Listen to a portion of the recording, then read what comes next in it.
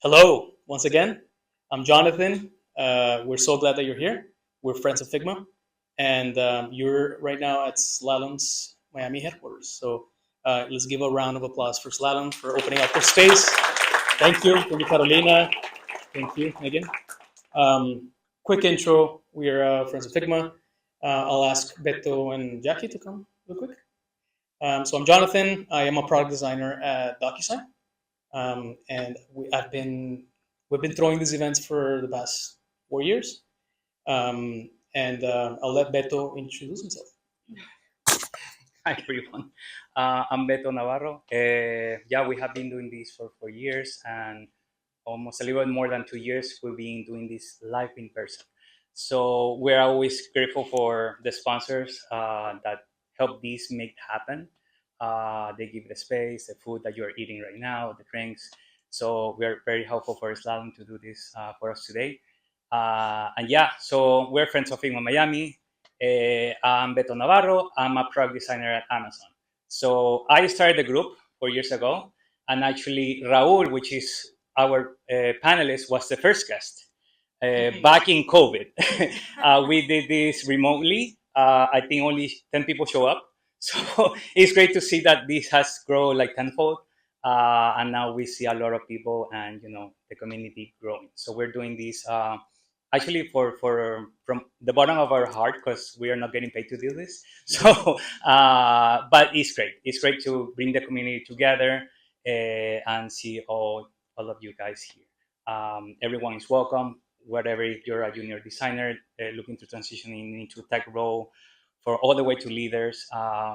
This is just an open space for people to share ideas and network and just talk with people and meet other people in the Miami industry. So, Jackie, you want to go ahead? Hey guys, yes, I think my friends here, Beto and Jonathan, already said everything that I wanted to say. So I want to say thank you. I am Jackie. I am a UX UI manager over at a nonprofit organization here in Miami. Thank you so much for being here. It's really gratifying to see our group getting larger and seeing your faces here tonight. So again, thank you so much, and I hope you enjoy tonight. Enjoy. Thank you. So, of course, these events couldn't be possible without our volunteers. So, just give a round of applause to Sharon, Mariam, Paulina, and Pedro that have been helping around. Um, so, yeah, a quick shout out to them. We're always looking for speakers. So, if you are interested in speaking on one of the events, just to give you a little background, we do this quarterly. So, every quarter we try to put this together and always looking for people that want to share their thoughts with the community. So feel free to scan the QR code. You have 5 seconds.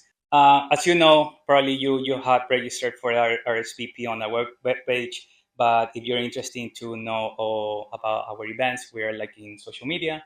We're recording, of course, these events. So I'm actually the one that edit the videos and put them together in YouTube.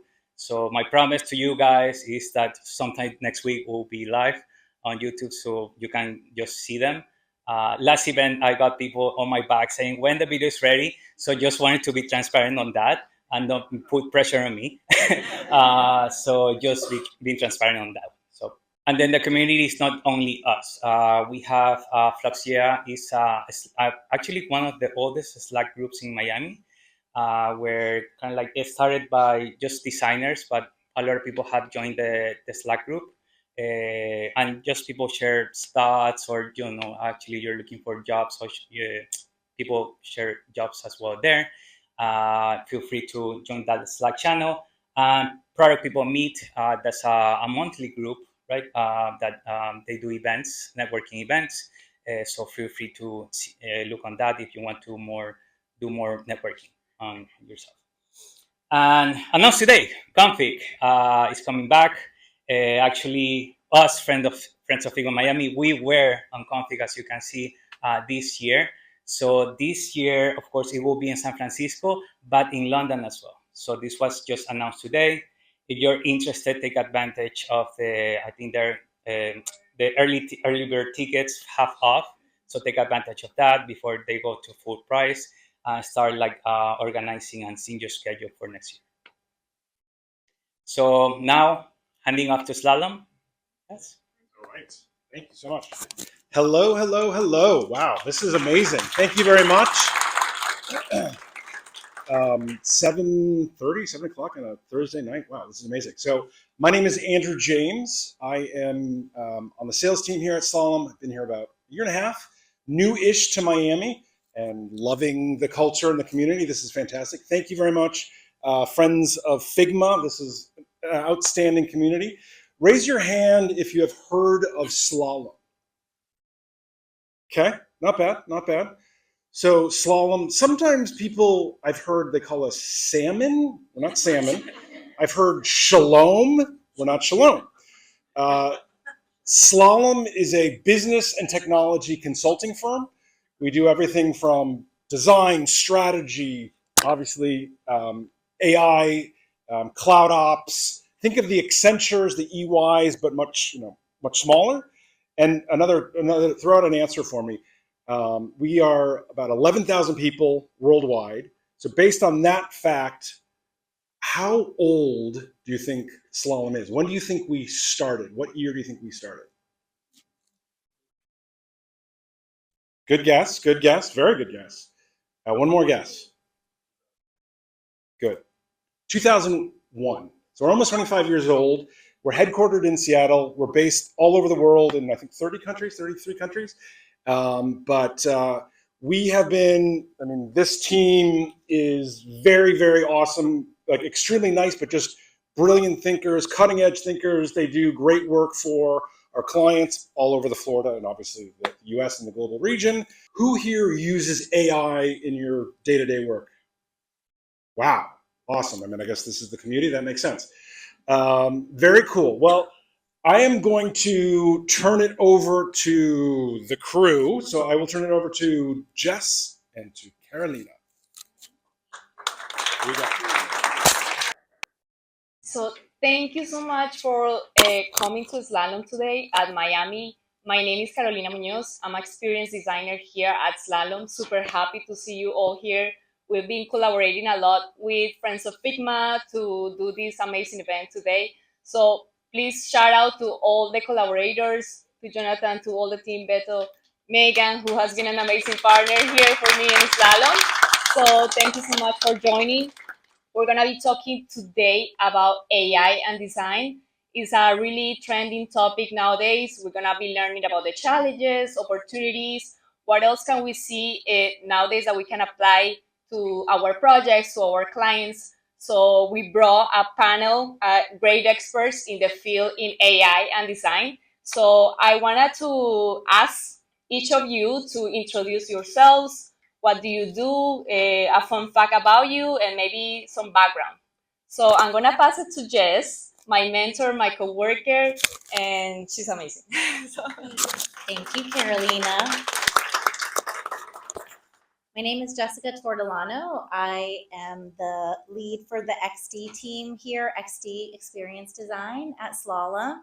I partner with my coworker, Parsons, who's the CX lead, and we look at that as two sides of the coin. So you always want to know what your customers or your users need, and then how you're going to solve that through design. So that's a little bit about me. I also spent a little time teaching, so I probably have some old win code or brain station people, shout out. And then I'm secretly, I think a good fact about me is that secretly I'm a Formula One fan, and that will sort of come up relevant in a bit here, so I'll pass it on. Great. I'm Josh Clark. I lead a design agency called Big Medium, along with my partner Brad Frost, who some of you may know. He created the atomic design methodology, and we've been at it for the last 20 years. And we're sort of the big focus for us is design for what's next. So we help some of the world's largest companies contend with emerging challenges and also the opportunities of emerging technology. And so for the last few years, sort of the challenge has been around design systems. And of course, now the opportunity is around AI. We combine both of those efforts in a lot of our client work is how do we use AI to develop and maintain design systems, but also how does AI use design systems to create new kinds of experiences? And so a new practice that we're developing is something we call sentient design. I'm writing a book about that right now for Rosenfeld Media. And the idea of that is, what happens if we think of AI not as a tool, but as a design material to create new kinds of experiences? So instead of creating stuff, how do we create new intelligent interfaces and new kinds of experiences that we couldn't have before? And we can talk about that some more later, I think. Thing about me is I peaked in my early 20s. Anybody else like that? And when I sort of did, I think probably the most meaningful thing that I'm likely to do in my life, which is I created a running schedule called Couch to 5K, which has helped a few million people sort of introduce modest fitness. Wait, pass it on to you. All right, thank you. Hello, everyone. My name is Miranda Garrido. I am originally from Colombia and moved to the States almost 10 years ago. My background is in product design. I've worked my career basically working in accelerator programs, running startups, and the bulk of my career, let's say, was leading the design team at Novo, who's a small business bank for literally small businesses. And most recently, I left and I started working for myself. So I'm a one-person agency, 1 month old, essentially. Thank you. I've been loving AI ever since, we could get hands to help in design. I love to tell people that AI is not intimidating and that you can use AI in every single, capacity for visuals, for code, for so many things. So I'm very happy to introduce AI to people because it can be such an amazing tool to facilitate day-to-day work, have a companionship to, bounce your thoughts, and just get better results than if you were going at it by yourself, if you train it the right way. As a fun fact, I love diving. That's one of the things that I would love to do more often if I could. I heard that Miami is great, but even though I love diving, I've never been diving here. So if anybody has good diving spots, I would love to hear about them. Hi everyone, my name is Raul Justiniano. I'm the Director of Digital Products at Burger King. I lead the team that works on essentially all the different screens. So customer screens, which is like the app, the website, team member screens, what they use to place your order and make the Whoppers, and franchisee screens, which is where they track their sales and their revenue and things like that. So all of those touch points, my team works and handles and works with engineers and product managers to develop. I grew up in Miami. I started out as a fine artist, painting. That was like my first love. Little known fact is my middle name is Art, which makes sense. But now I do essentially more design thinking, product design.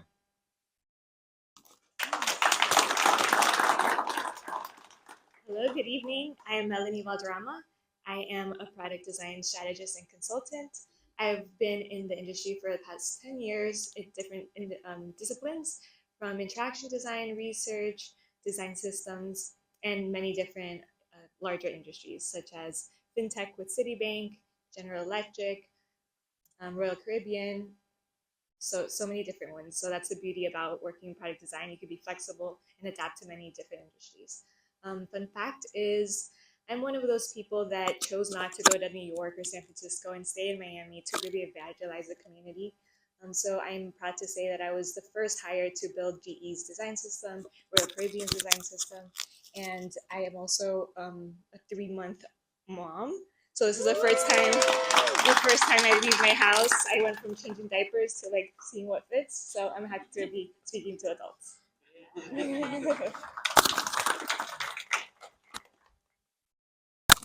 Great. So just a quick reminder, if you have any questions that you want to ask to the panel, please take it to yourself, start writing it, save it to you. And at the end, we're going to have like 5 minutes at the end of the session with the experts to ask some questions. So take that to the end and let's dive in. So again, so thank you so much for coming in. We're gonna see different topics. The first one is AI and design transforming the creative process. So how do you think AI is transforming or reshaping the future of your projects? Have you been experiencing already some changes with AI? And you can bring out like different case studies that you have been experiencing already in your daily work. So tell us a little bit about that. Who wants to start? Raul? Yeah? Yes. I think AI is changing the landscape completely. Like the last thing that I think where an example of this type of change is like when like Xerox was introducing, like visual UI and basically taking code into like actual like icons and things like that. Because it's like right now we're working with a lot of AI in terms of, and it's a completely different behavior. Like we're going back to like conversation, the word, the language being more important than the visual. Um, Engineers are moving faster than designers. Like we have to catch up to them, like because the innovation that happens and like the things that we unlock with technology is just so much more than we even expected. Um, there's a lot of like opportunities to kind of like do it wrong because it's so exciting and it's so like, I mean, it's like magic, and magic, until you kind of like deconstruct it and like work with it, you realize it could be, it's very risky and it's very like difficult to kind of like even understand and design for, because it's like you don't, it's almost like a magic 8 ball. You don't know what you're gonna get. So I mean, I think it's an exciting thing. I think designers have to think of new ways of interacting, how people can let an AI do things, like communicate with it. Right now, we're essentially through word and conversation, but there's images, there's all these other ways that we're just beginning to kind of like learn what it can do. So it's very exciting, I think. Yes, and to jump on top of that, it's also a spectrum. So it could be groundbreaking, but it could also be very simple and accelerate really mundane tasks. So sometimes I see AI as a tool that is kind of like unskilled interns, where you have them to guide and they learn and they could improve your process. But really, it's for you to continue working on bigger picture things. So if we think about, for example, research, there was a moment where there was a person that transcribed user interviews. Now AI is embedded into research tools where that's transcribed, it categorizes it, and it gives you insights. That's exciting, but is it really? I don't know. I think it's a hot take. It's not. I think it's inevitable. It was expected, but it's a tool that facilitates, accelerates certain processes. But AI could be a spectrum to do groundbreaking things that we're still uncovering today. So, an experience that I have recently is now that I became like my one person show, I think I've started using AI very differently. Because, for example, when I worked at Novo, where it's a company that is established, that has a mission, that you know what problem you're solving, I essentially had an AI tool for every single step of a process that I was doing. So I could use AI for writing better emails. I could use AI for summarizing product documents. I could use AI for creating diagrams of things that I was explaining. And I got amazing results. Now that I'm like this one person show, I don't have this like, oh, I have to fix this screen, so I have to explain to the engineers, but it's much more broad. So people come to me and are like, well, and I was telling this example recently, it's literally like, oh, I need to create an app because I need my community to connect. And I'm like, I could go straight away and start creating screens for an app and charge this person. But I have to take a step back and I'm like, the role of the designer is problem solving. So I'm not a UI designer right away. I'm not just understanding that I need screens, but it's like, wait a second. You're telling me that you have this problem. How can I take a step back and maybe with AI understand what this person actually needs? So I go back and understand, look, this problem is literally this person needs to allow their community to connect with each other. So this is maybe not an iOS app, but but it's actually where are they located? Why do they need to connect? In what timeframes? In what situation? Is this immediate? Is this like not immediate communication? And with AI, what I can do is, for example, Claude. I think Claude has a great conversational interface. I can tell them all of these thoughts about, like, look, this is my client, this is what they're trying to achieve, this is what I think I could do in terms of like connection, timeframes, everything. What are some examples of solutions out there that respond better to this sort of problem rather than iOS app? So I get examples, I can look them in the real world, I can understand if it's an app or if it's not. And eventually you can get an answer like, oh, actually, you know what? The best response for this problem, it's a WhatsApp group because it's under these conditions and meets essentially what I'm needing to do, rather than going, like AI is going to give me a visual, it's going to give me mock-ups. It's more like this can be my sounding board for better problem solving. I love that. I think there's sort of like the first tier thing of kind of like generation and production of images and text. I think that all looks like most of the people here have been playing with AI a lot, and so you're familiar with those things. This sort of next level of using it as a thinking tool and thinking companion is, I think, really, really powerful. I think in both of those cases, that's still sort of dropping it into sort of process that we already have. It's sort of like, oh, here's some production, here's a tool that can do production for me. I have to do this thinking. Oh, I've discovered that this is a great thinking companion. I think one of the things that we haven't yet pushed yet, but feels like it's coming, is how does this change overall behavior? So not just my task, but my team's task. So one of the things that we've been doing a lot and finding with Big Medium is that we're able to have designers and developers prototyping with Claude, for example, to essentially really rapidly have working in code interactions that we can sort of prototype and explore together. And what that's sort of starting to suggest is that as we're able to have the robots doing more things that are kind of low level, intern level, sort of junior production, they can do more of the how, whereas then we can have designers, developers, product working together. How about that? To actually figure out the what and the why. And so I think one of the things that we're likely to see in the next couple of years as a really disruptive thing, and in terms of how we work, is actually breaking the waterfall process and having a single cross-disciplinary product team that actually works together to figure out the what and the why, while the robots take care of some of the how, the sort of lower level production tasks, so that we can all actually work more closely together and rally around the thing that really matters, which is what the customer sees and what happens next. So I think that's one of the exciting things that's still developing. But I will also say that it's happening, it's a dramatic change, like Raul, you were saying, but it's also sort of a slow moving and lumpy change.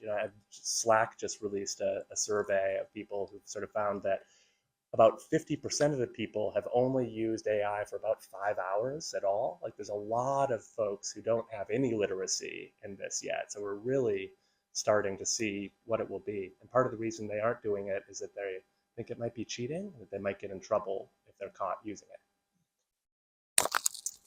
Yeah, that's a great point. I think, we can talk about, I love process. Anyone who's taken my class or and so the first thing that we started, and we actually were lucky to start experimenting. Our senior leadership encouraged that a long time ago. It feels like it's been a while, but started to think about how to enhance that process. How do you?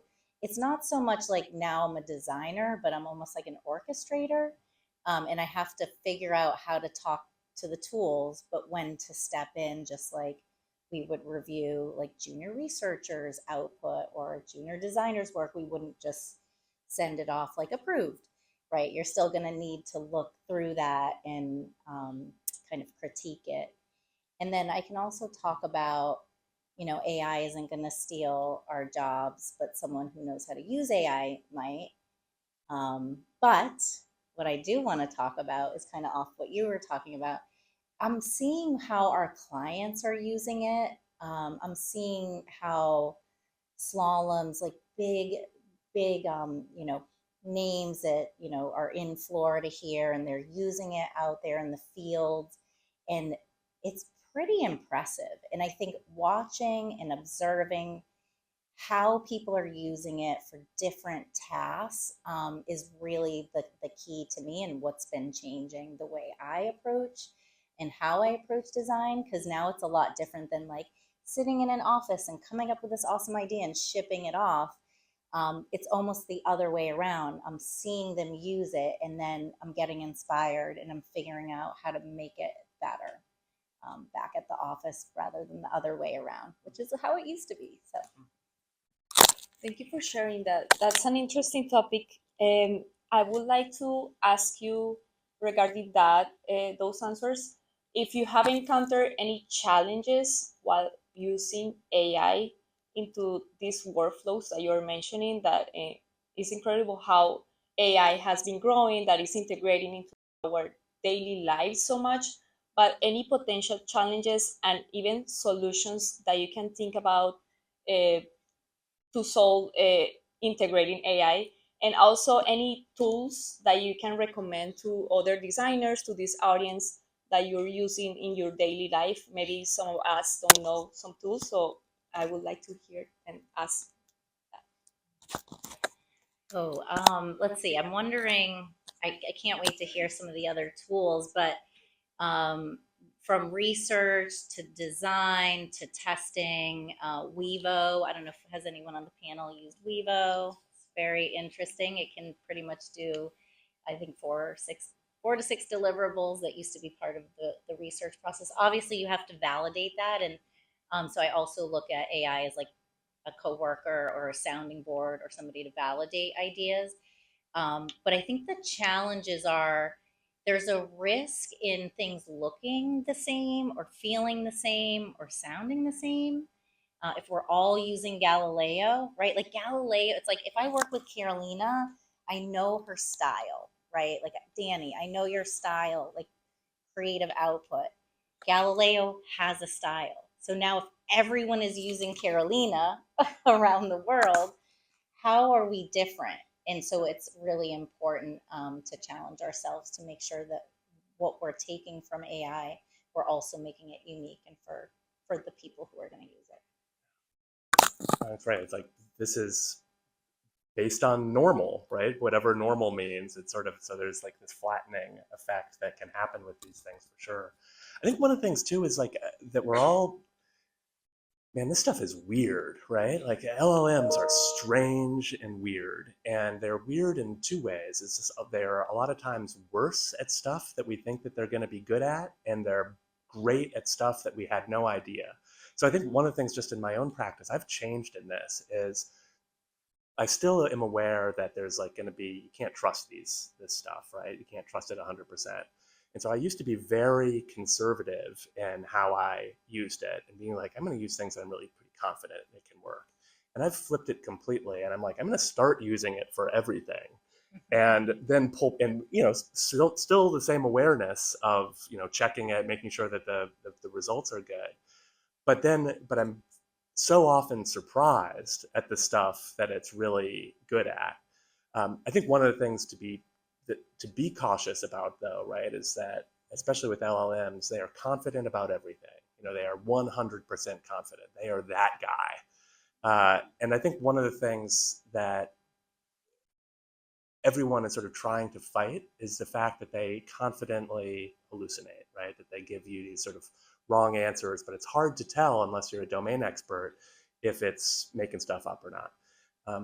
I think one of the opportunities to use there is, instead of trying to fight the hallucination and the weirdness, and to sort of be like that and to think of these things as answer machines, is to actually embrace them as dream machines, that they are intended to be sort of making stuff up, to be mimics. And what are the opportunities there if we sort of say their weirdness is an asset and not a liability? And I think that particularly in creative areas where we can sort of say, riff on some stuff, help me sort of grow, be that thinking partner, is that I think that that's like something that's really exciting in the design and development process. because we can't trust them 100%, but they weren't designed to give answers. They were designed to make stuff up. And so what are the opportunities there? In terms of the tools, I mean, for me, the everyday stuff that I love is sort of cycling through Claude and Gemini and ChatGPT. They have different personalities to me, and I use them for different things. But I think one of the sort of the favorite things that I've been using, anybody use Descript, the video editor? I mean, it is like bonkers. It's like, here's a video, and it gives you the text transcript. And you can just edit the video by editing the text transcript. You can add sentences, and then you've got like the audio track laid in. So it's like the kind of thing that it's like, okay, this is spooky and weird. We're sort of letting the AI make up reality, which is nervous making in a lot of ways. But it's also this kind of thing of creating new surfaces for interaction that we weren't able to use. Oh, I can edit the transcript, and now I've got the edited video, and I'm adding stuff to it. Anyway, that's one of sort of the tools that we've been using a lot lately. I've been really enjoying. Awesome. So to give specific examples for people to know and use, so usually people are more familiar with a tool called Midjourney, but one of the tools that we use that really helped at Novo when we were working on a rebrand and a marketing campaign, I was recently reminded about it, is a tool called DALL-E. Like, the difference between Midjourney and DALL-E is that Midjourney gives you more artistic outputs. Let's say, like, if you want to create like a Van Gogh inspired version of like something, right? It's really good at giving you those like artistic brushes and colors and really like vivid images that are more artsy, the redundance.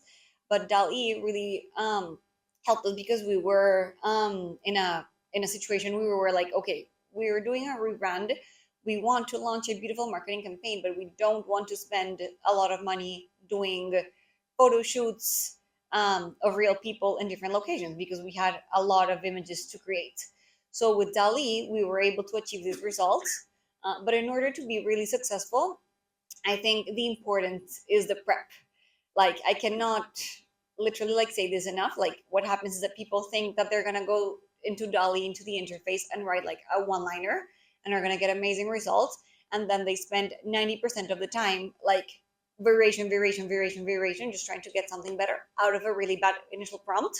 But instead, when we got really specific with the content that we fed initially, so it was literally like, we want images of 2 small business owners that are specifically cutting hair in a barber shop in Wynwood that have this specific aesthetic, that are using tools that look vintage but are actually really new.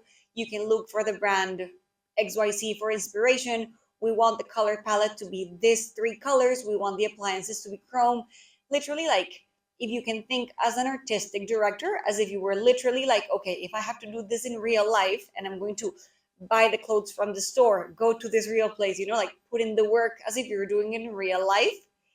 It takes you half an hour to do the prompt, but then the results are amazing because you get like, I want it to be grainy. I want it to look as if we took the photos in specifically 1973 at 3 p.m. in Miami.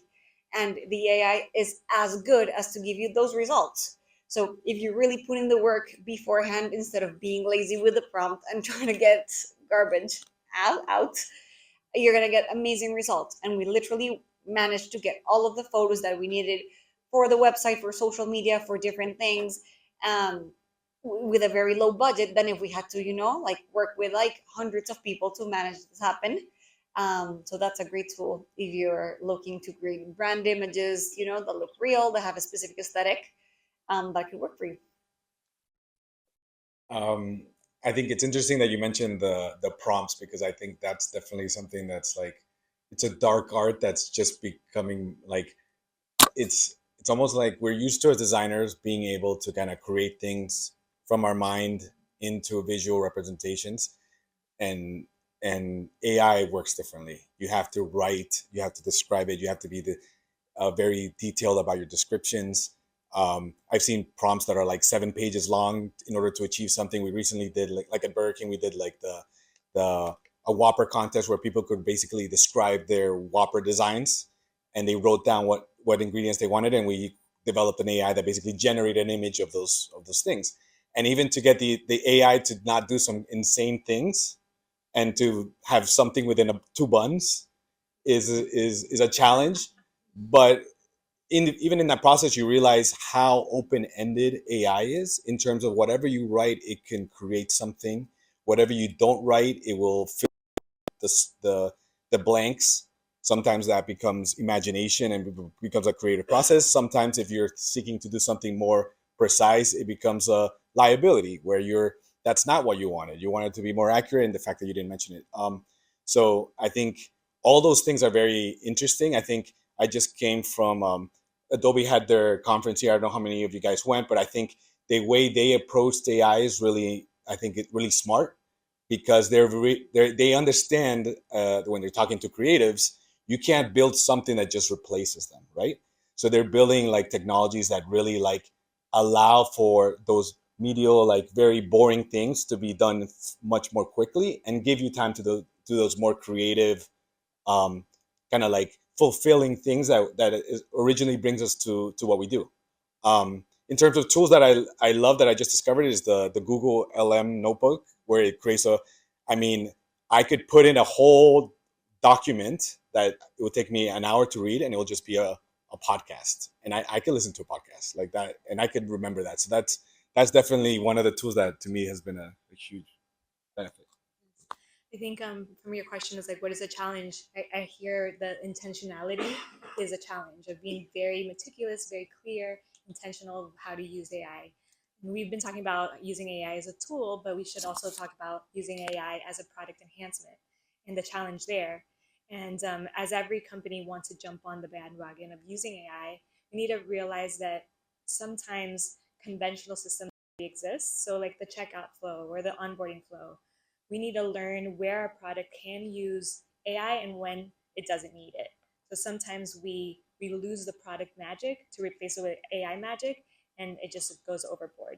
So that's something to think of as a challenge when we're trying to improve our product and experiences. And as far as tools, I kind of like using the tools that suck, like the ones from Spotify that just launched, or like the ones that are like attempting to try it out. The more you try these little experiments, the more you learn its limitations and its potential. And I have a lot of fun with that. Thank you for the amazing answers. So the next topic is going to be sentient design, Josh's specialty. So I don't know about you, but I have gone through ChatGPT and I have looked up like what is my favorite thing as Carolina Munoz, and sometimes it's scary because it really knows me. Like I get the results from ChatGPT, and it seems that it knows more from myself than I do.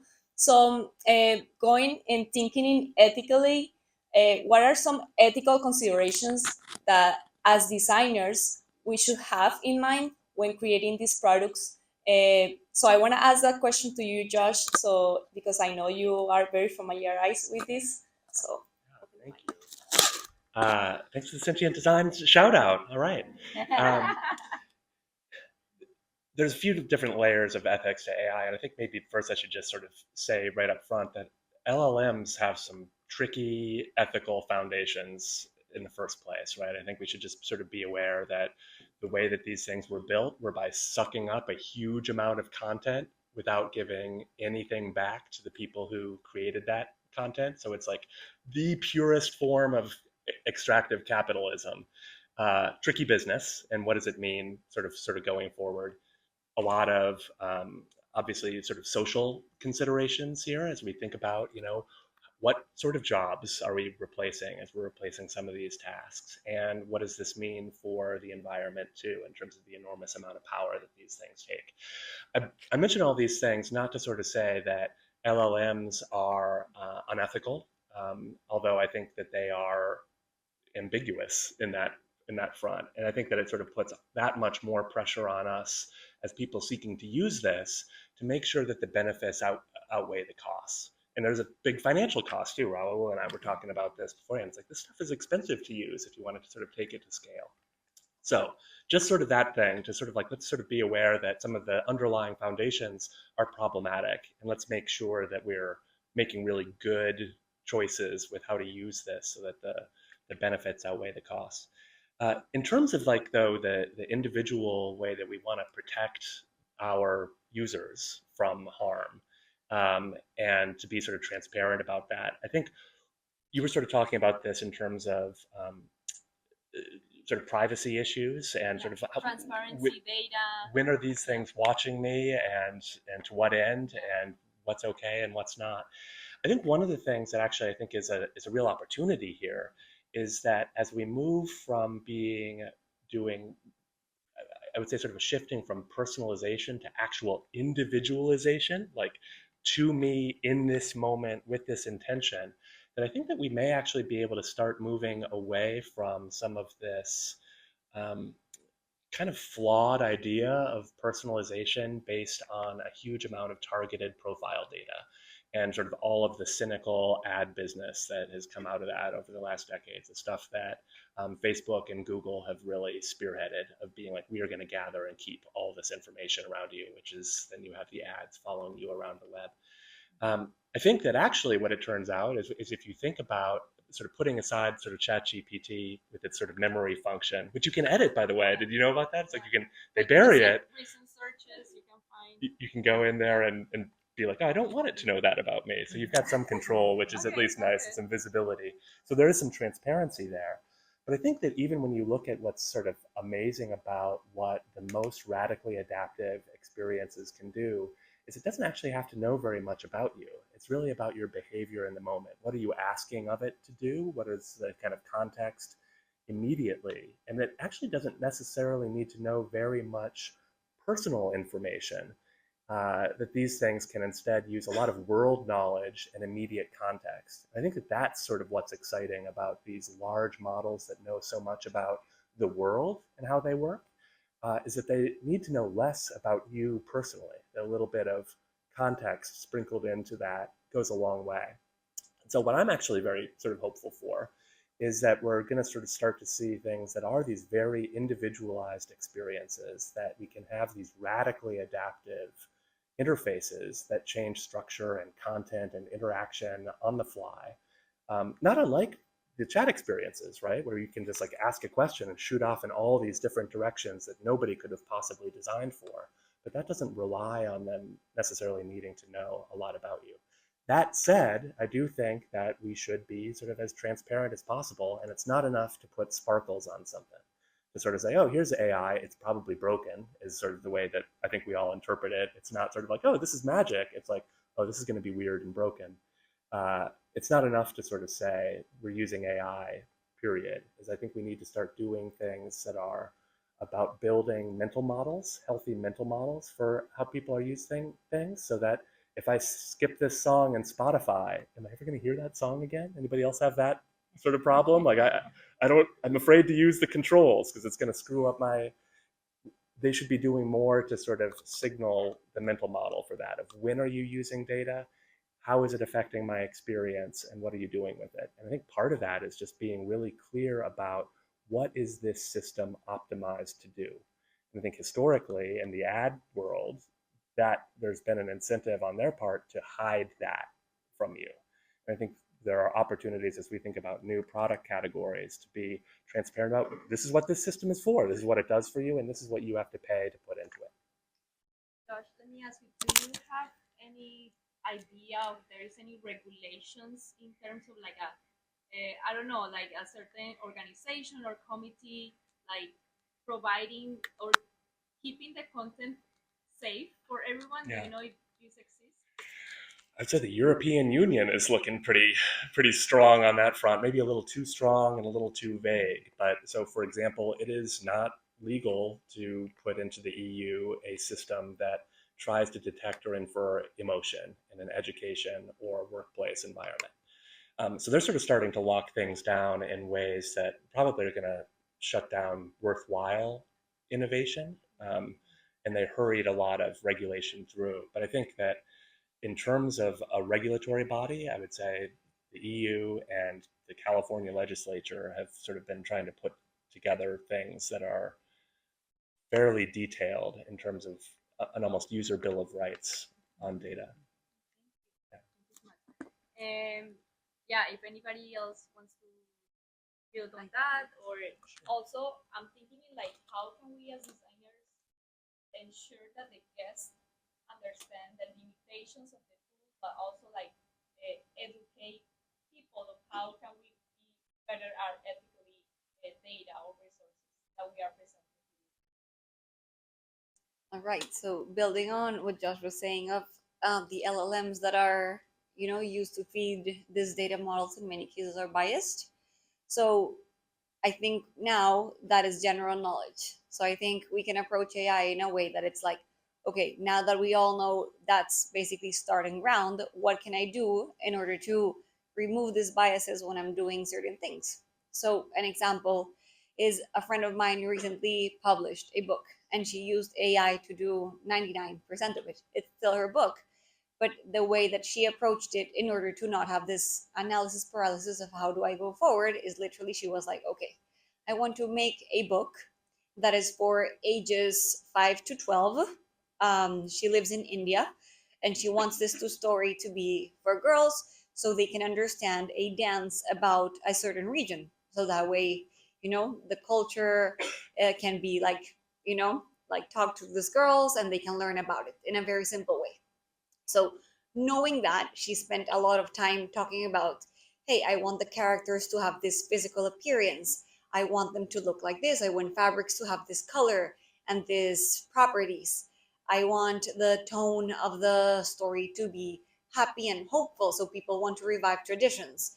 And by spending a lot of time again in the prompt, she was able to get results that if she spent very little time in the beginning, she would probably have gotten images that didn't reflect the characters that she wanted to do. But she spent the time saying, look, I want these characters to have this specific garments. And she also fed images that represented what she was doing. And then result, even though of course she didn't get it right away, was something that never in a million years she would have gotten if she tried to do the illustrations by herself, or if you tried to write, like the text as a specific author in a certain way. So the result can be beautiful and can be controlled if you know that you're starting already with a bias and what's the result that you want to get. Um, and then another example that I heard very recently was, so there's this guy that's super successful. He's a founder, so he gets so many emails to his inbox every day that even if he had a personal assistant, he wouldn't be able to go through. And he has to respond to these people. He owns a business, so he has his Gmail connected to Claude and to, I'm blanking the name right now, to Cursor, so it can go through his email and literally it goes through the email and filters out by, for example, is this a person that I have emailed before? Is this a person that I haven't? Is this marketing? Different filters. And depending on what he gets, the AI drafts an email response for him. It doesn't send it, but then what happens at the end of the day, instead of having to go through 1,000 emails, he probably has to go through 50 that are responses to people that he knows, that then he can go in and edit. And of course, the AI is going to have like a bias, like, yes, let's meet tomorrow, because before in the past they have met before, like in a very, soon timeline. But he can then go in and edit, like, no, let's meet, in 2 weeks because I'm actually going to be in vacation, or kind of like edit as he goes through. But AI has saved him so much time that otherwise he wouldn't be able to get through anyway. So it's a matter of not thinking like AI is just like a magic wand and is going to do everything for me, but understanding that AI is in its very recent years, at least like for the general population use. And if you're cautious with it, you can literally get magic results that way. So, thinking about ethics within your product, it's important to have consent and bring forward all the AI's confidence levels, limitations, and errors. And as designers, we're really good at user journeys. And at my previous job, it was an HR tech company called 15Five. We created an HR co-pilot where we could gather information from employees, see how well they're performing, and predict their turnover rate, or when they're leaving, or who deserves a promotion. And that has a lot of information and could be really tricky because ethically we're using people's data. But in order to build trust with our clients, we needed to show them what the difference is of data collection and the privacy. And then the employees using the product also needs to understand what they can consent. And as long as they have control and are aware of what we're doing, then you start building the trust and people are more willing to try. And as a designer, we created a journey, and we had an it was called IDEO. And first is like the initial experience of this copilot. What expectations are we telling the user that AI is going to provide? Then during the experience, what contextual content are we showing, when, where, and why? And then when we think about errors, how quickly are we correcting our errors? Are we being transparent when we make a mistake? What is the terminology we're using that is easy to understand for that user to see that they made a mistake? And then towards over time, how are we asking for feedback from the user so they feel that they're part of the generated AI, that they're improving the product because they're providing feedback? And how are we also including teams, the sales team, the marketing team, leadership, engineers, customer service? Everyone has to be aligned in an agreement of what these ethics are, so when they communicate what the features that we're selling or what products we have, innovation in our innovation roadmap, everyone knows how to communicate it, what our limitations are, and where we're still learning. And so it's a very collaborative effort, and designers have a role to play where we have the skills of journey mapping and being able to pinpoint where AI works and where it doesn't, and all the little spaces that we can improve the product's experience. I would agree with what you said in terms of, I think we're all designers, and I think it's important for us to, as we create and design products, that we create them with the transparency and controls for real people to be able to be aware of what the tools are doing, right? There's obviously, everybody's kind of sprinkling AI here and there. Sometimes you're aware of what it does or what those things are used to. I think as designers or the people that are putting these things together, that we're very cognizant of like making sure that we give control over real people, over what their data, the capabilities, what's being done, is this recording your screen? Is this recording what you say? Is this recording your actions? So that people have essentially, I think toggles are going to become really important, where you could just toggle things off based on your comfort zone of how you want in your day to day. So Can I add one thing real quick? So I think this is sort of talking about this sort of thing of awareness, sort of, I think talking about really engaging critical thought a little bit about what the results are as part of this, and sort of the confidence and sort of the awareness around this.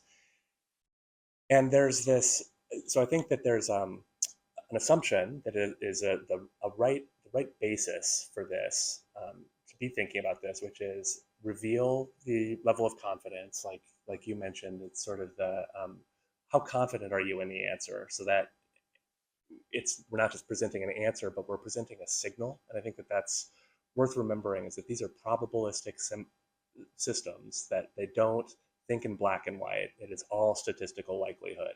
So they are never 100% sure or 0% sure of something. It's always in between. And when we speak as humans, it's sort of like, well, I think maybe, and it's like, oh, all right, that has engaged my kind of critical thinking about what you're telling me, because I can tell that you're not sure. So here's the thing, is there was this study 3 or 4 weeks ago that came out from MIT that found that explanations of AI logic and sort of the AI model had no effect on effectiveness of the product, that giving confidence scores had no effect, that sometimes having a human in the loop, depending on the task, made things worse than helped. And so there's sort of this very tricky thing that we have to engage with as designers, is the untrustworthy human on the other side, who themselves have more confidence in the task. And how do we start to get more nuanced about the tone that we use to really get people's attention to engage their critical thinking and not just trust the machine, or believe that their judgment is better at tasks that the machine's judgment is actually better at. And this is a tricky thing as we start to think about this as a collaborative process, is that there are some tasks that it's going to be better to have the human or the machine do it on its own, that putting them together actually makes the result worse. And so we've got a lot of learning to do about and how we engage that critical thinking. It's not obvious, and sort of putting a small print at the bottom that says AI can make mistakes isn't enough. I love that, Josh, and especially nowadays I'm working in this project for Norwegian Cruises. Here, Austin is one of the designers that I'm working on this, but an NCL. So, and I'm seeing that the personal touch. We have been doing a lot of research about like, oh, this tool is missing the personalization, the human touch. Like people is looking to integrate that touch more into this AI tool. So maybe thinking about the voice and tone, the storytelling, how are we talking to users?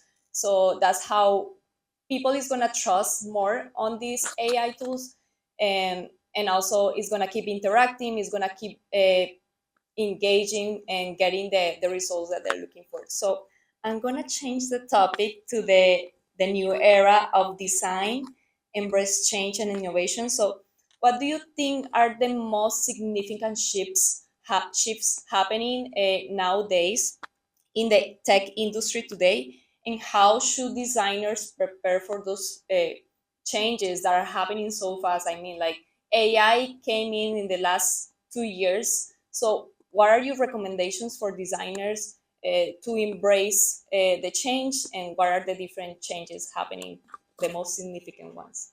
Yes. Ooh, good question. Okay, so I would say some of the big shifts that are happening, I think it's, it's thinking about and just like still kind of feeling that last topic a little bit. How are we all in this room, kind of influencing? Like, are we working at startups that are creating these AI tools? Are people that look like you? Is there inclusivity? Like, how do we ensure all those things? So that's like a big shift. Is we're sort of having to carry that weight now. So it's not just using AI for our own design process. We're also designing AI tools, or just tools in general that will eventually have AI in it. So taking an opportunity to design a tool that takes feedback or input. Like, does anyone talk to their AI, like ChatGPT, and tell it? Yeah, like do you tell it when it's wrong? Yeah. Or give it like affirmative feedback, like good job. Like I thought that was so cool when I told it. I was like, I really like that design. Keep it up. But it's important. I think that's a shift. Is how do we talk to it? If we want it to become our friend and our ally, we have to talk to it like how we would another human, I guess. But that's in the interesting space of like, how do we come together, robot and human, to make the best out of it. But those are the big shifts, is like taking that in, collecting that feedback. How do we allow people to contextually tell the tool the preferences that we want it to, without having to like go to, and I was just having this conversation with a designer earlier this week who wanted to put the preferences in a setting wheel, but I think that's probably not close enough. It has to be conversational. It has to be contextual. So we're shifting away from the way we used to design tools, or accessibility to things like settings or preferences, and now it's more contextual. So I think that would be something shifting. I've been talking a lot. Why don't I pass it on to you? All right, so I think, AI is changing every single step of the design process. But if I can give you a concrete example then that people can take away, I really love AI tools for doing research when I'm like in the initial phases of figuring out what is somebody trying to accomplish, what problem they're having. In companies, for example, we usually, when people have a customer call or a research call, we usually tell them upfront, like, hey, can I record this call? Can I record this audio for research purposes or for quality purposes? And when the person says yes, it's usually 99% of the time we proceed to record the call. We get all of these audios of customers or people who could be potential customers. And the way AI is really useful, an example is the Otter AI. It's one of the ones I've used, like on my phone and on my computer. You guys, when I use it, it's awesome. and you can get the transcript, and you can get also the audio of, so you can listen to it. It's because in many cases, of course, it doesn't write everything as it came out, but there's things that it gets wrong. So you can go in, you can edit the text, everything. You get all of these transcripts from Otter. You can download them. And then something that is really cool is you can take all of these and you can feed this, to ChatGPT. And where you can either make it or break it is, let's say you're trying to find why somebody's upset at something. So if you try to ask ChatGPT, tell me what is the sentiment of this calls, that's where the AI gets trouble, because in many cases people don't use the same word to say I was upset, or don't even use the same terms. So what's really effective is to literally cluster terms. So you literally find common terms between these calls, then group them in terms of there were 10 calls that had this term, 10 calls that had this one, or even if it's sentences, words after the other, so you don't understand, I don't understand, the word is not understand, but it's people telling you they don't understand something. And then you go in and you're got it, with these clusters it's very easy for me now to understand what's going on.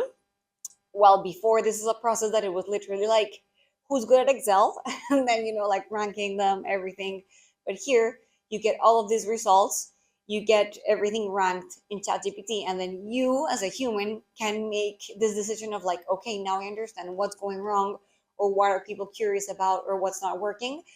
But you're not getting frustrated because ChatGPT is not telling you why people are frustrated or what's going on. So it depends on the approach, and that, as you were saying, it's pure math. It's literally once you understand that, if you get the numbers and amounts and the probability of somebody saying this, you can predict it then in the future, rather than asking for pure sentiment. The research results that you can get are so amazing. It's just the way you approach it, essentially. For me, I think adoption is exponentially growing. So not only are the features and capabilities of AI changing every other month, but also I think people are building apps. Before, to build an app, you had to learn coding, and there's a learning curve to that. Now people are building apps with just AI. They're the other day, I introduced my children. I have young kids. I introduced them to ChatGPT in terms of what it could do, how it could show them how math problems work, things like that.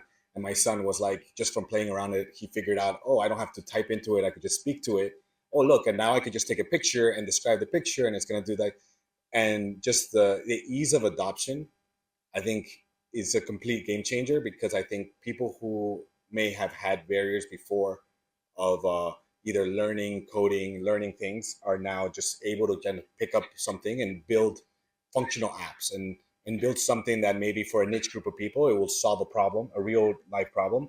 Obviously, companies are also using the same thing to solve really large problems, but I think the democratization of that capability, I think, to me is exciting, at the same time kind of scary, because it's just so easy to do things with it. That's really cool, the adoption. I wanted to kind of talk about other shifts that are more macro level. Is that there has been a lot of layoffs, which is a big shift within technology, and there's so many reasons for that.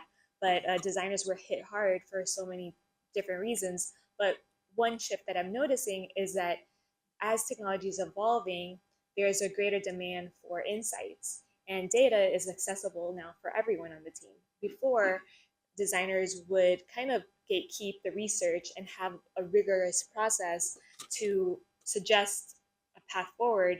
Now, things have to be very related to business goals. And designers sometimes were hyper focused on being the user's advocate, speaking on behalf of the empathy of the user, and sometimes going against the grain what the business goals were.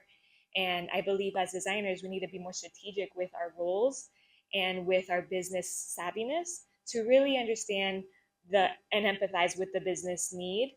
So because business's success depends on if they reach their goals. And if designers don't really understand that, then we are designers, I think we're the last ones invited to the party, the first ones out. And so we need to start thinking about being more business savvy, more strategic, and then we use our design skills, but backed up by these business needs. So I think that's a takeaway that I'd suggest. I think one sort of related to that, is I think, and I'm a little nervous to say this in a Friends of Figma room, but there's sort of a damaging aspect of the Figmatization of our industry. And what I mean by that is I love Figma. I'm in it all day, every day.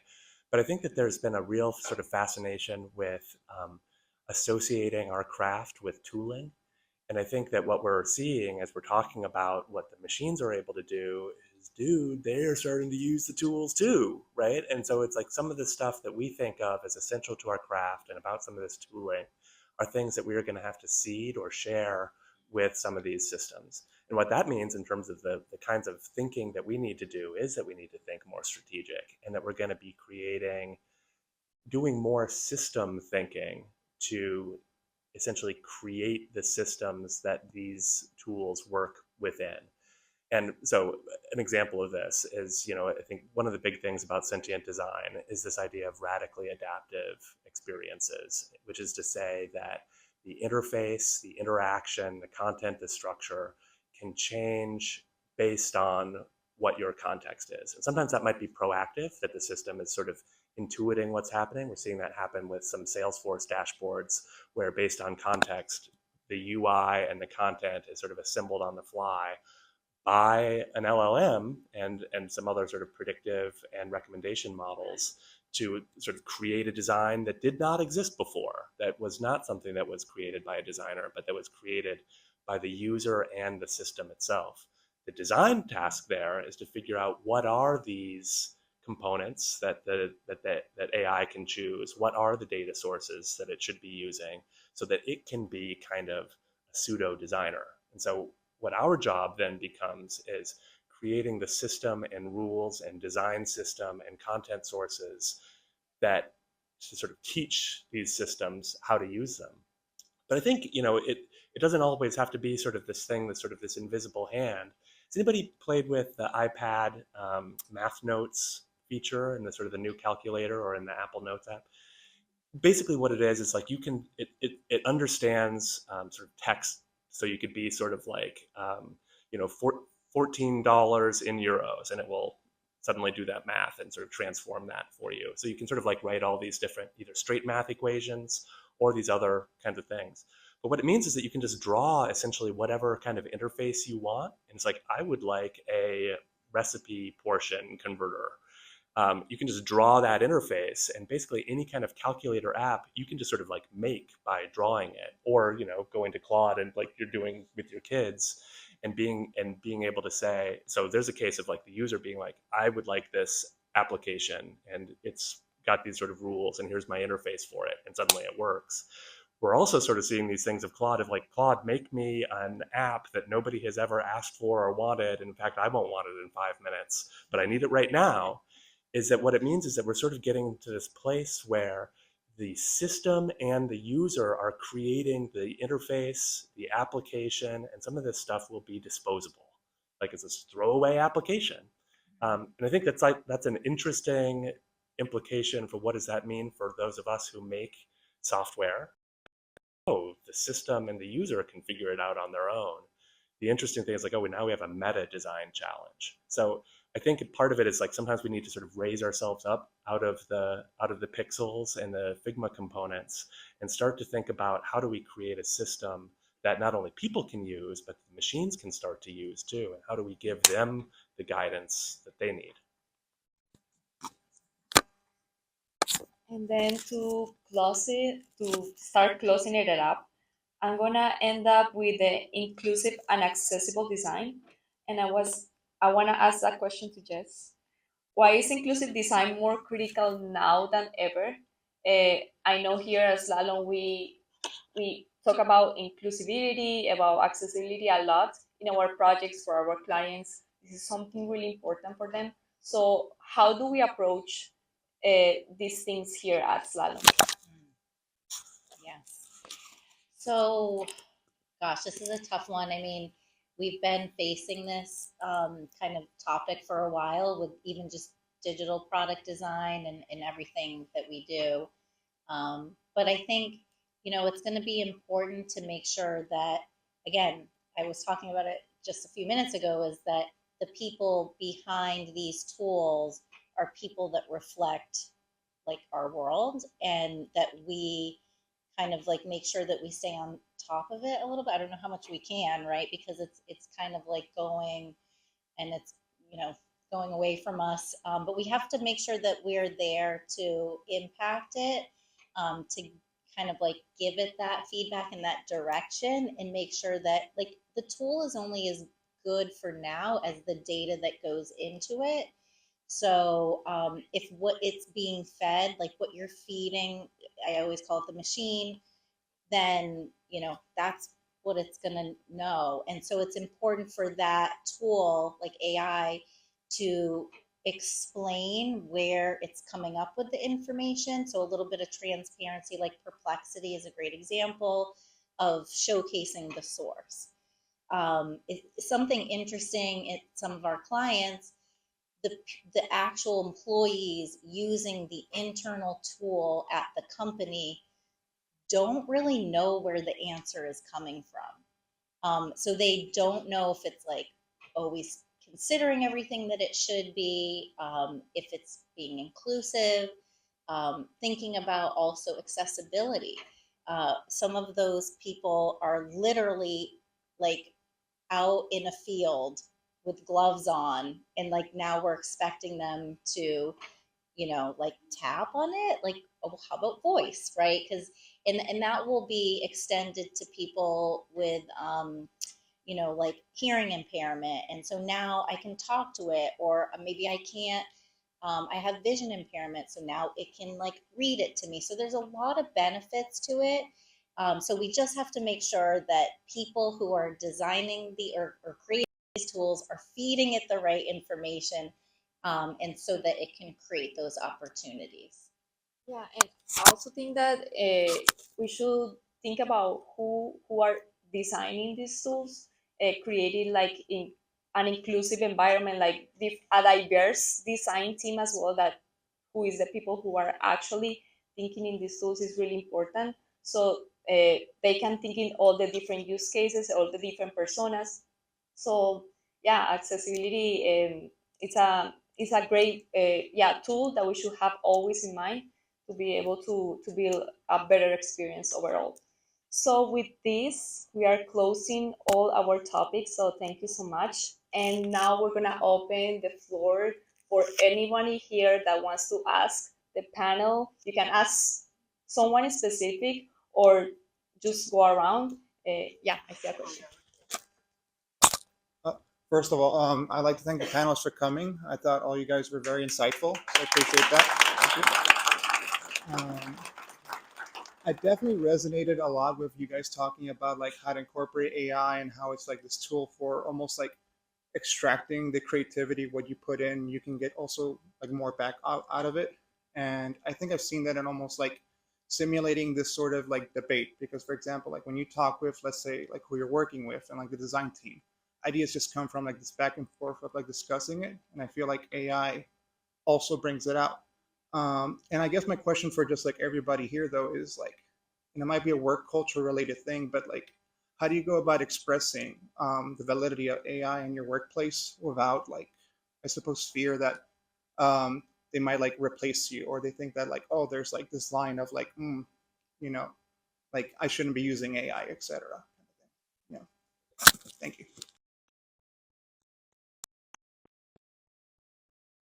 Melanie? Yeah, so the way that we treat AI is see AI as an entity or as a persona itself, and give it a personality. What is it for? What is it not for? And the fear of it replacing us, I think it's more like dystopian. I think it's far, maybe in the future it'll replace some processes, but not, I don't think all of us. As designers, we're change agents, we're innovators, we're agents of culture, and I think it's up to us to continue to be problem solvers and ask the right questions, and keep poking the holes at the tools that come up, play with them, and we will be hard to replace. We should try to be hard to replace, because we are the ones creating these machines, these systems. So I think there shouldn't be a fear to speak on it, but just embrace it, and play with it, see it as a tool, and also like another coworker, and treat it like home. Yeah. Another question in the back, Nelson.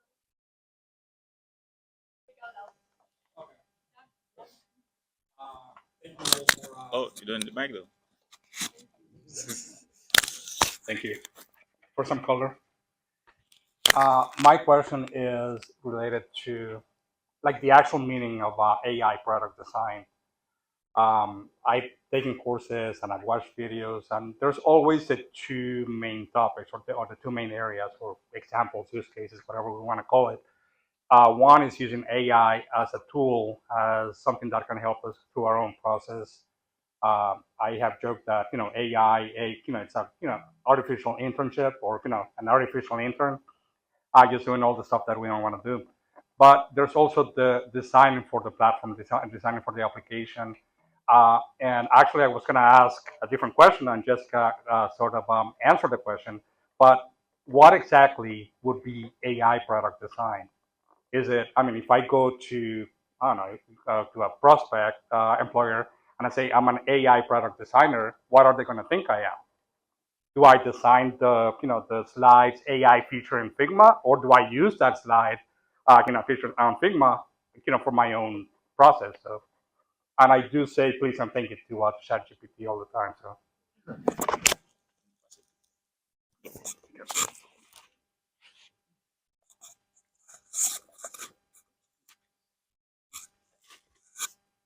So on my response is very much like, unless you're applying to work on a tool that designs AI, products, I would say you're a designer that uses AI for your process.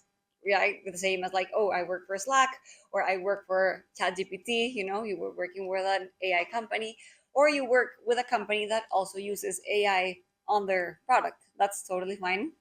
I would say for the majority of designers that don't work for an AI company itself, everyone can incorporate AI in their process. And I love giving precise examples because that's when people can take takeaways. So if you're a UX designer, a product designer, something that I use in my own product day to day is product design. Yes, it can be an art when you have to understand customers and imagine an interface, but it is a science that is based on principles and psychology on interface on computers.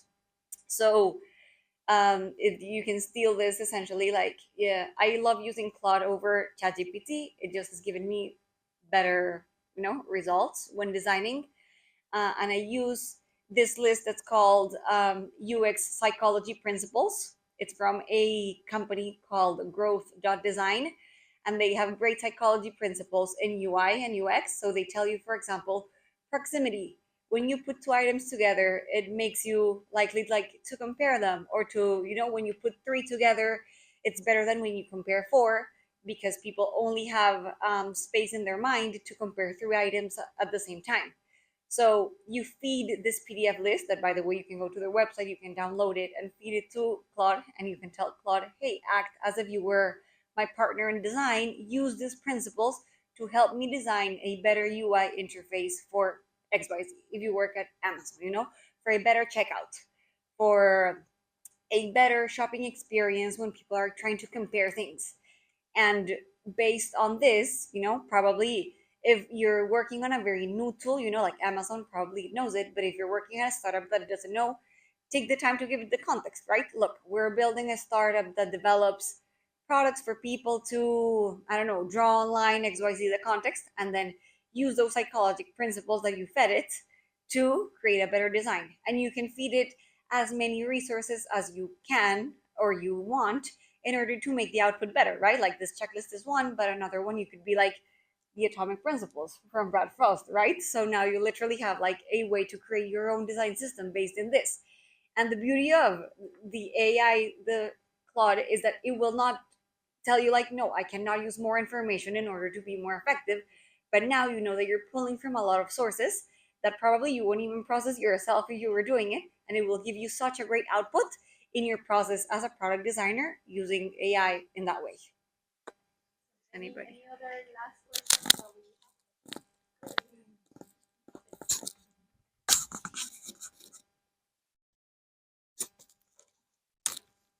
Okay, and thank you. So my question is it's in regards not to how AI is optimizing online experiences, but more how AI is going to optimize, let's say, in-person experiences, right? So in terms of design and how I relate this question, maybe this question is a little more for Raul. Is that how is AI, how do we design better experiences using AI for in-dine experiences or maybe in-person experiences? How do we make the experience inside the store better using AI in some sense? So,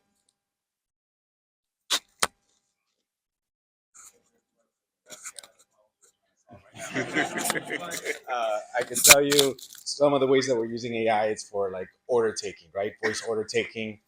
And one of the things that we realize is it's not as good as a person. It doesn't have the latency that a person has. It can't think as quickly as a person. Its accuracy is not the same. So those are the things where I think early in the work that we're doing is trying to figure out, can it get there? How do you get it to get there? Like, how do you train it to get to that point? What are the things that you need to provide it in terms of training? Um, Again, that's where we come along, right? The designers come along in terms of how, what we know from being designers, what a good experience should be like. What do people expect? Through research, we could collect uh, data points that allow us to know, like, this people prefer to be spoken this way versus this way, or this is the time that somebody is willing to wait for somebody to respond. So that's the work that still needs to be done, even if the AI is kind of like the one producing the output or producing the tools that allow us. So uh, I think the answer to your question is that's why we need more designers working on AI, because these are all things that we should be thinking about, like across all the solutions that are being developed. Right now, if you, I'm sure you all have the experience. Like, you work with any Chat GPT, any of those, it's frustrating sometimes. Like, you, and part of it is that you don't know how to create the right prompt, but also the fact that you have to kind of create a prompt even to do whatever you want is because nobody's designed the way to interact with it in a different way, whether it's drawing, levels, whatever other method there is to interact. Like, I think that's up to us to kind of determine those things. Just to add to that really quickly, I think the opportunity is to be thinking about things beyond the screen. You know, I mean, I think that that's like a huge part of it, is that now that we have systems that can understand all the messy ways that we communicate as human beings, from drawing or images or video or, you know, speech, all these different things, that systems that can move in between all of those, talk to other adjacent systems, understand where you are in space, starts to create all kinds of interesting opportunities for not only creating a single interface, but an interface that fluidly moves between all of those channels. And that's like some trippy and hard stuff to figure out. But I'll tell you one thing that we can sort of start to exercise is with things like Notebook LM that you mentioned, which is this sort of like, here's like an interface called a PDF that all of a sudden this thing has transformed it into a conversation that you can listen to in your car. It's like those sort of things of what kinds of transformations can we enable of content or interaction that's locked in one frame? How can we bring that out into the world or into another container? I think is a big opportunity to think about in terms of those sort of physical space things.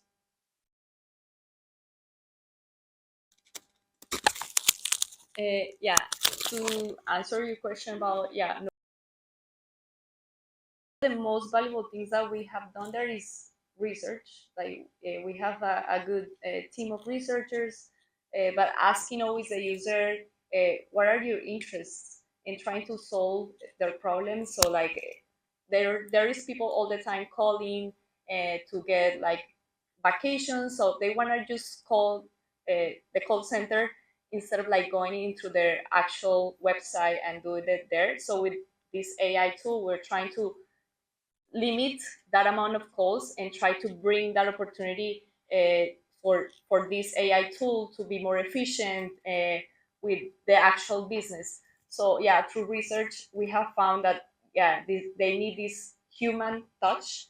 So what about if we incorporate video, or like if they really get to the point that, oh, I really need to talk to a human, how do we integrate the human as well into the AI? Maybe a screen that pops up and then it's actually someone talking to you, or it's an avatar. So there is plenty of opportunities, but it's always based on research, user testing. And any other question?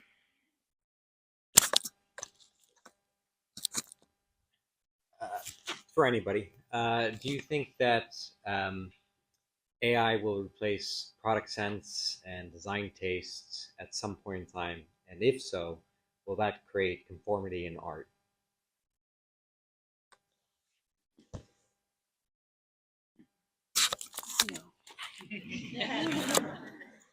Actually, I don't know, because I think there is a world where it could like essentially commoditize design. I think it's I don't know. Like I think there's definitely like there's things that design, like for us it's only been like we're our craft is we're able to think through like the art of the possible, right? Like what can be done, connect things. But I mean, the what is AI is able to do is just so impressive that I wonder if our role will change from creation to more curation to I don't know. So I'm like agnostic. I still don't know. So my view is that we're still very much in the early days of using AI as a tool for helping design. Let's say like product design, you know, like for making interfaces, for making screens on your phone, like apps. So I'm gonna say AI will probably have a standard look and feel, and a lot of apps that's why they look the same. You know, like the white background with the blue buttons. Like there's a standard look for apps in tech. But the same happened when software like AutoCAD and digital software for making buildings happened. That's why, and I had this conversation recently.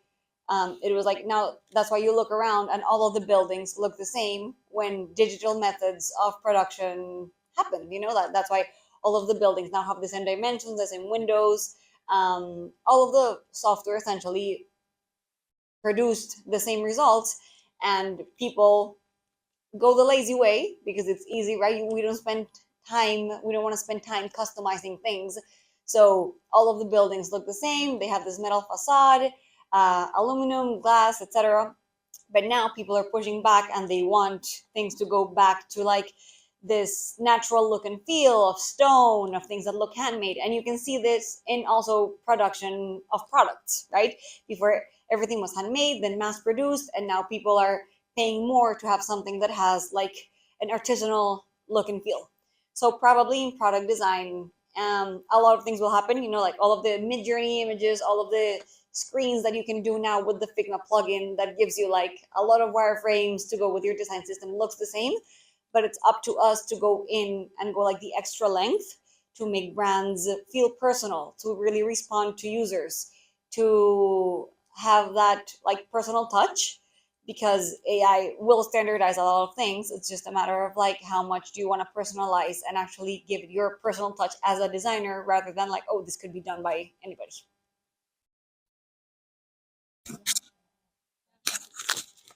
Okay, I'm going to challenge that. I'm going to go out on a limb. I don't usually do this, but I'm going to say no. But that's not going to happen. It could, right? Like, and I feel you, like, I don't know. So I'm going out on a limb. It won't happen. Stuff will always get commercialized, right? But our human mind will figure out a way to take that thing that AI made and then do something different with it or combine it in a different way. And I'm just going to hold on to that faith that that's what's going to happen, because I believe that. I believe in that because that's what we've always done. And with that, we're finished. Thank you so much, everyone, for your questions, for participating, keeping engaged.